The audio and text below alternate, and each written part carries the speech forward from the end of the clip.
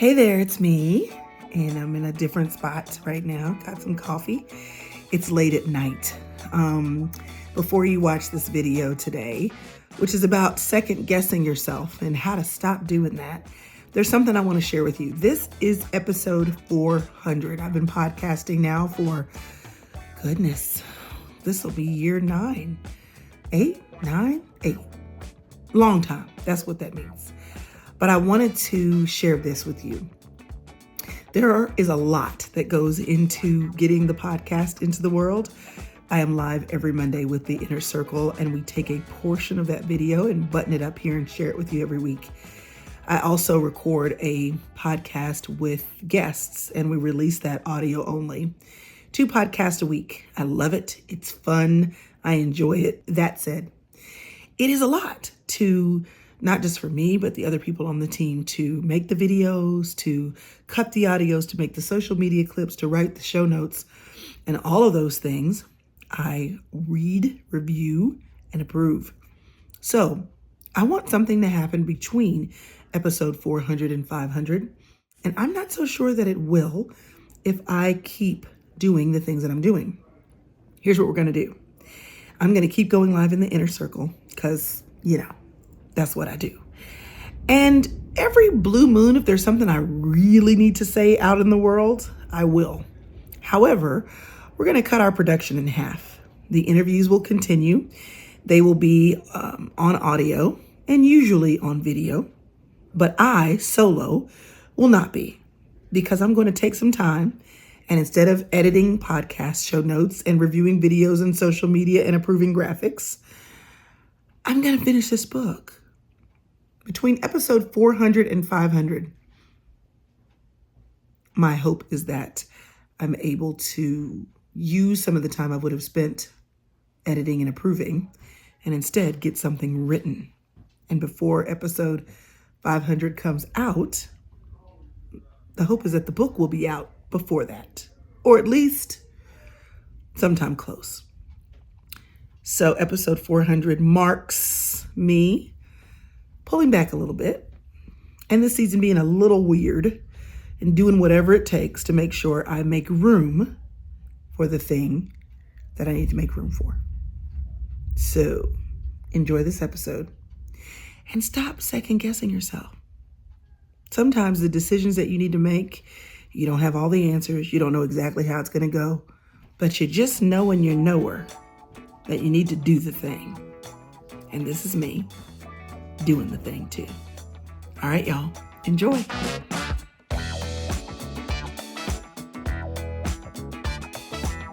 Hello, my name is Crystal Evans Hurst, and if you are joining me for the first time, do not expect me to look this way the next time you see me. The lashes are left over from yesterday, as are the clothes and the hair. It was tied down 2 nights ago, but I'm glad you could join me on today. If this is your first time, I'm glad you're here. I'm here. Usually, I try to be here, releasing videos every Sunday night, podcasts every Sunday night, every week. If it ain't Sunday night, it's Monday, because I do my best, y'all. But I'm releasing content because I believe that my job in this world is to provide practical wisdom to women of faith. Women who believe in God, but may not always feel they're on the right side of God, but still want to know how to do things well. Because I believe you need to be intentional about living your life well. And I do that by sharing what I'm learning, and usually while I'm in the heat of learning it. Because my gift in the world, and sometimes I don't like the gift that I have in this world, but it is authenticity, transparency, honesty, and let me tell you how to do it. That's what I'm supposed to be doing. And that's what I do here every week. If you're here on accident and you're watching on Facebook, or maybe you're watching on YouTube, make sure you do whatever you have to do to be notified. Y'all know how to do it. Like, follow, subscribe, and press the notify me bell. All of the kids tell you how to do this all the time on YouTube, so I don't need to tell you to. It is what it is. Even my 14-year-old can do it. Like, follow, subscribe, guys. That whole thing. I'm glad you're here, and I want you to know that you are getting this content by way of a group of women who believes not only in the content that I share, and they are in a group to get more content from me behind the scenes, deeper dives, courses, community journeys. But they are the reason why we're able to produce all of the things and share them, because as my daddy pastor says, salvation is free, but ministry and even faith-based business, it all costs money. So I want to give a thank you and a shout out to those women who are in the inner circle who make sure that we can afford to keep all these things going. So I want to talk to you today about how you can stop second guessing yourself. Right this very second, right this very moment, right here, right now, today, I'm in the middle of a major second guessing situation. Because this is how we do it. We go through it and we talk about it. One of the best reasons actually to journal is because you catch the mud while the mud is being slung around.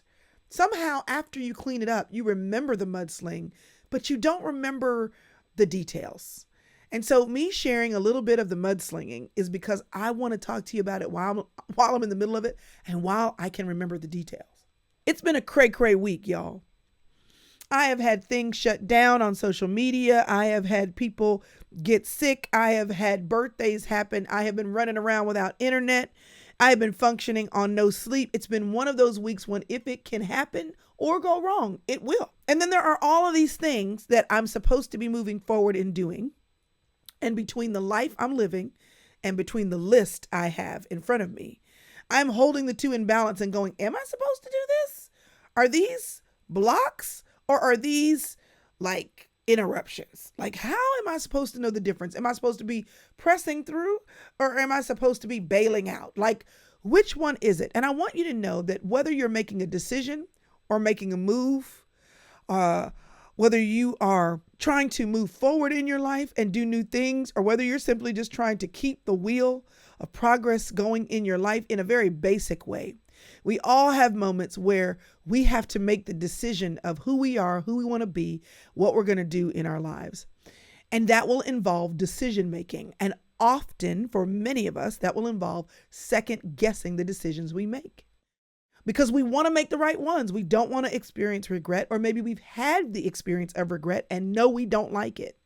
And so in the effort to make the right decision, whether that's who we marry, where we go to school, which car to buy, which house to buy, whether we're going to have this friend or that friend, choose this church or that church, have this ministry or that ministry, get this dress or that dress, we will have moments where, because we want to live life well, and that involves making decisions, we will have to decide. And sometimes that leaves us wondering, did we make the right decision? Sometimes those decisions are big.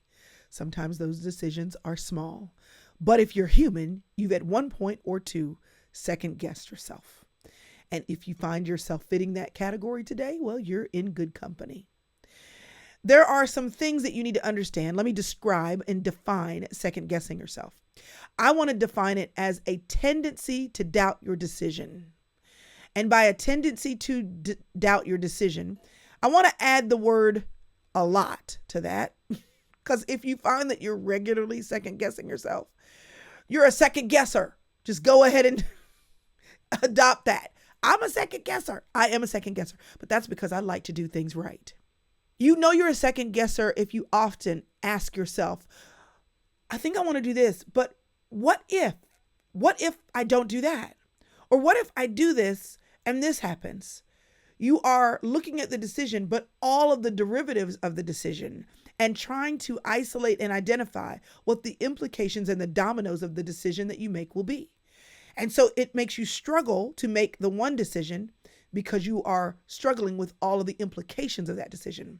You know you're a second guesser if you frequently suffer from anxiety because you are ruminating, usually over an unproductive thought, about the decision you need to make, the fear of what happens, the insecurity of what happens if you make a certain decision.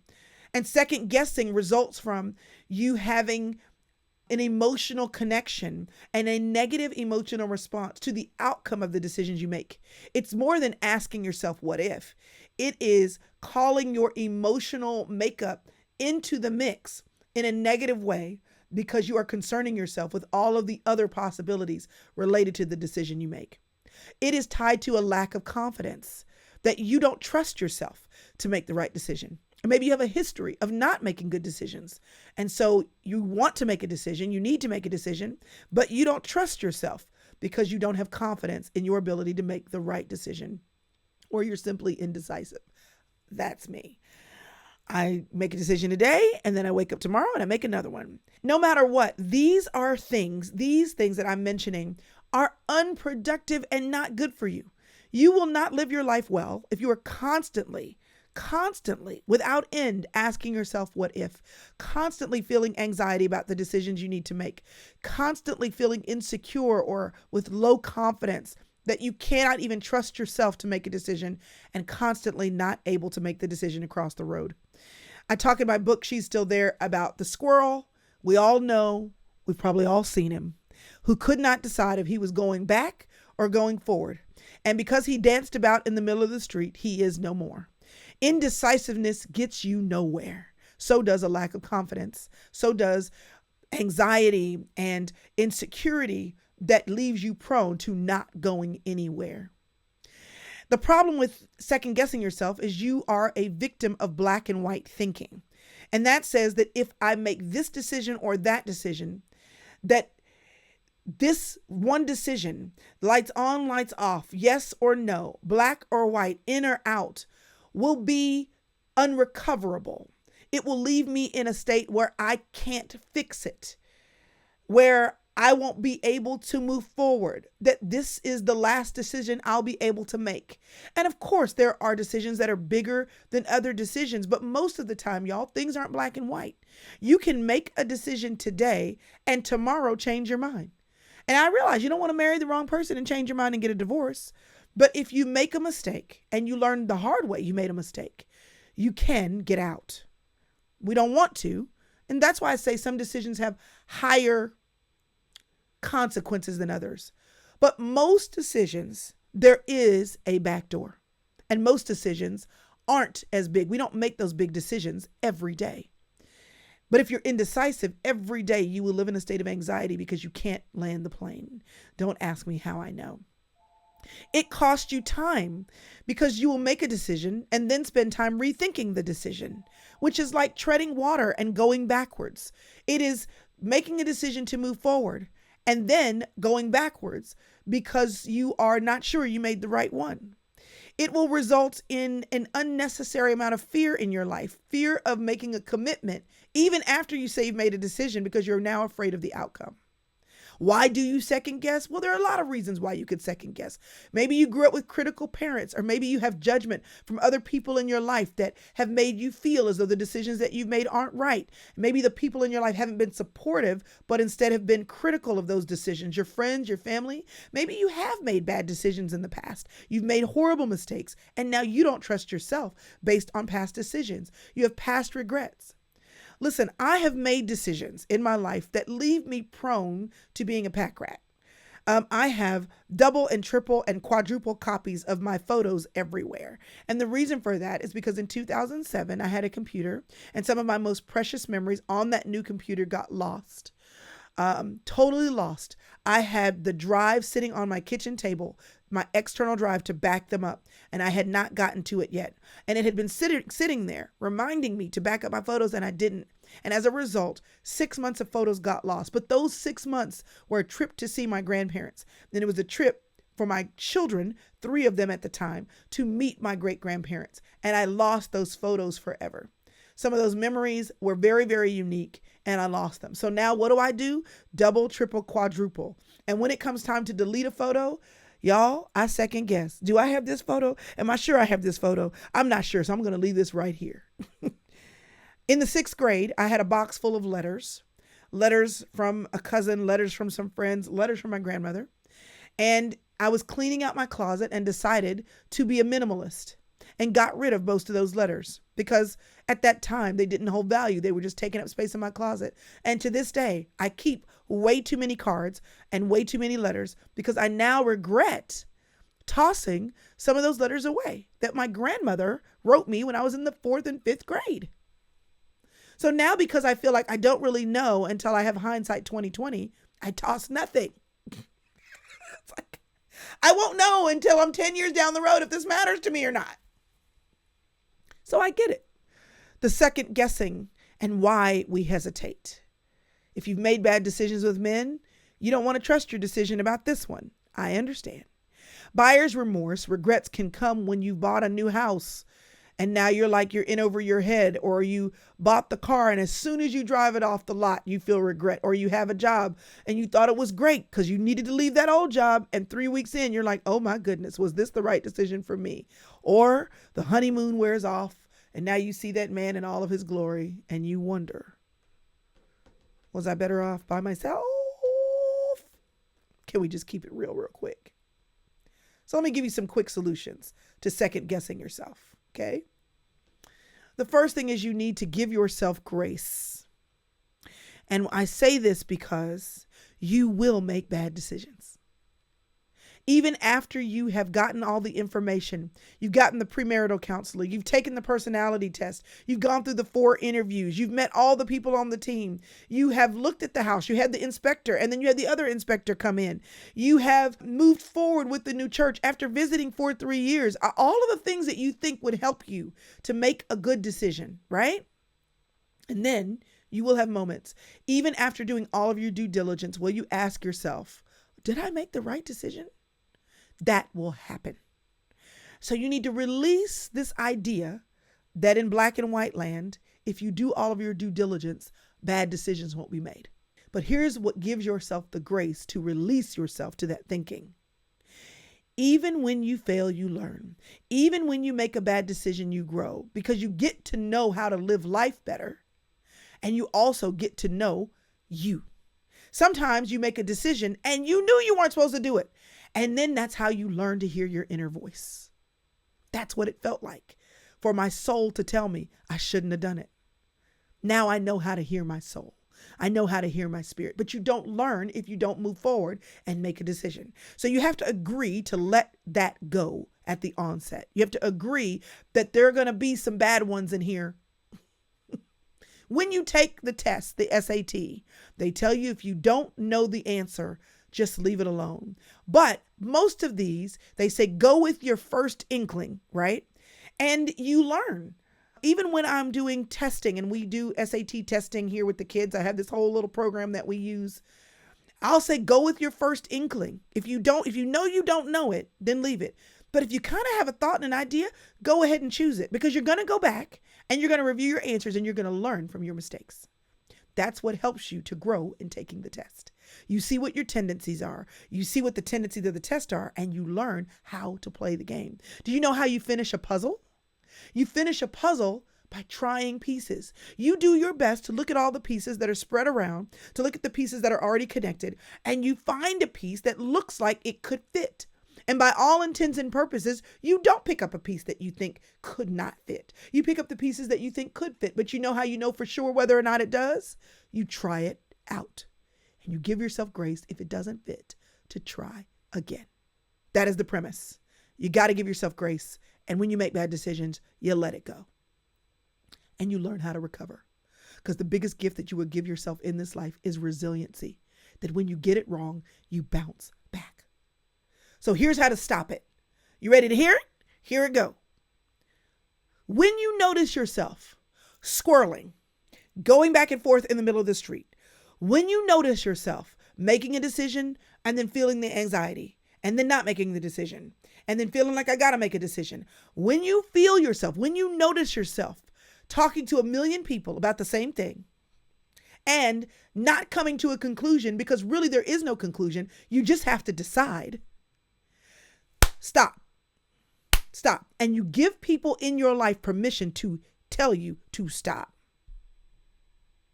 You just have to notice it. And you have to say, stop. Pick one.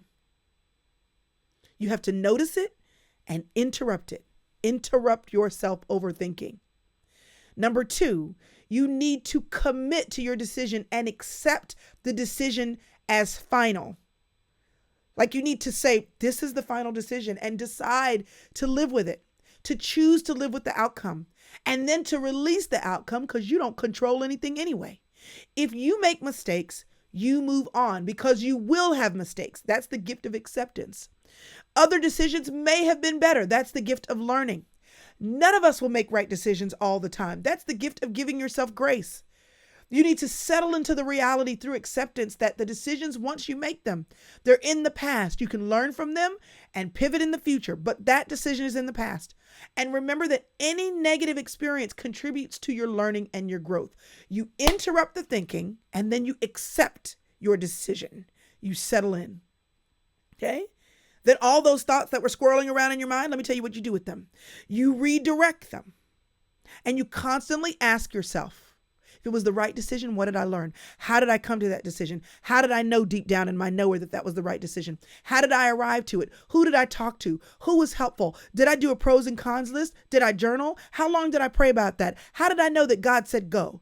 You notice. You redirect the energy immediately, interrupt the thinking, accept the outcome, and then redirect those thoughts to learning from your decision-making process. And you want to know what you do after that?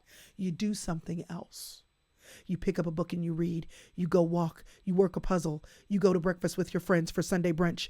You fill your time with something else to give your brain something to do. Because if you have a habit of not being able to land the plane and make decisions, then when you make a decision, you have the habit of second guessing yourself. Give your brain something else to do. And that could be redirection, noticing your thoughts. But it also could be go for a walk, like do something else. Interrupt, accept, redirect, and practice. Practice. Here's what practice looks like. When you are trying to figure out what job to take, you go on interviews. A lot of y'all know about that. You may not even be trying to leave your job, but you'll go out there on Indeed or Monster Jobs or ZipRecruiter and you'll put out your resume because you're touching base. How much could I make with this resume? Who would give me an interview? What are people looking for? And you just try stuff, right? You are always in the mode of learning. You want to know how you learn about what you like and you don't like about men or women? For those men who are here watching, go on dates, get to know people, group activities, get to know a person, have friends, just gather information. Knock on the door. You try new opportunities. You do new things. You learn what you like and you don't like. You practice learning and you practice failure. Practice going on the dates to get used to he's not the one. Practice going on the interviews to get used to applying for jobs that you shouldn't get, to get used to hearing the no. Practice on getting it wrong so you'll know for sure when you want to go after the thing that's right. Develop some tough skin. Everybody ain't your boo. Every job isn't your job. Every house isn't your house. Every church isn't your church. Every venture isn't your venture. But you try things and you learn. Instead of worrying that you're making the wrong decision, try things that actually don't involve a needed decision. So you learn how you make decisions and learn more about you, God's voice in you, and the knower he gave you. So when you find yourself second guessing, you need to start from the platform. I'm going to give myself grace. And if I get it wrong, I'm going to let it go because I'm going to learn how to be resilient. And then in the middle of the decision making, you interrupt yourself when you see yourself squirreling. You accept, I got to make a decision. There's a deadline. I'm going to decide, and then I'm going to learn from it. You redirect your thoughts when you move forward for that decision and find yourself, instead of re-guessing the decision, deciding to learn. What did I learn from how I made this decision? So I can be prepared for next time. And practice making decisions and practice running into failure, because that's how you learn. These are the things that will be wonderful when you get better at decision making. Okay? There is no greater gift in life that you can give to yourself apart from trusting God in you than trusting the you in you. That you know yourself and you know when your yes is yes and when your no is no. Because over time, you will realize that even when you made bad decisions, you were learning you. You got clarity on who you are, what you want, that those decisions that were poor, they did not, some of them can, but most of them did not destroy your whole life. But what they gave you is clarity to you about your life. And you know what you're going to do and what you're not going to do. It helps you to get clarity, have the light go on about you. It raises your self-esteem. I can make bad decisions and bounce back. It raises your self-awareness. I know that job, that man, that house, that venture, that situation is for me. It's not for me. It helps you to go through life knowing who you are. And that is such a great gift to know this. Because doubt is often core. It's corely rooted in self-esteem. And if you have low self-esteem, it's because you doubt that you got what it takes to do whatever it is that you have low self-esteem about. Until you start rising up to you and greeting you in the light of day. You have to tell yourself positive stories, and decisions is how you get that. You learn from the negative stories, but you tell yourself the positive stories, and that builds you. You tell yourself about the times that you did rise above adversity because of the decisions that you made. You tell yourself about how you rebounded from bad decisions in your life. You tell yourself about how you have handled the consequences of the bad decisions in your life, that you thought you were going to fold, but you didn't. You tell yourself that you are right now watching this video, learning about not second guessing yourself. You tell yourself about what you're good at, what you learned, how you rose above it, and what you now can do as a result of that. You celebrate you, and you talk to yourself the way you would talk to a friend. Girl, you made that bad decision, but listen, you bounced back from that. It took you 20 years to get that degree because you fell into this, that, or the other. But honey, you did that thing. Yes, you did. Amen. Watch your negative self-talk. Because if you keep talking to yourself negatively, you will never stop second guessing yourself. Because you will always be questioning. And why wouldn't you be? You don't trust the person in you. So you build resilience by learning to trust yourself, raising your self-esteem, talking to yourself the way you would talk to a friend. And when you meet the decisions and you're second guessing yourself and squirreling in the yard, you interrupt, you accept, you redirect, and you practice. Stop second guessing yourself. Life is too short to be going round and round in circles, and you certainly don't want to be caught in the street, because life is going to keep coming, and you just need to pick a sidewalk and keep moving. Listen, I hope this has been helpful to you. If it has, leave me a comment. Tell me where you are currently struggling to make a decision in your life. And if you know what the decision is, go on and stake your claim today. Put it in writing. That'll firm it up for you. And if this video has been helpful, y'all know what to do. Share it with a friend.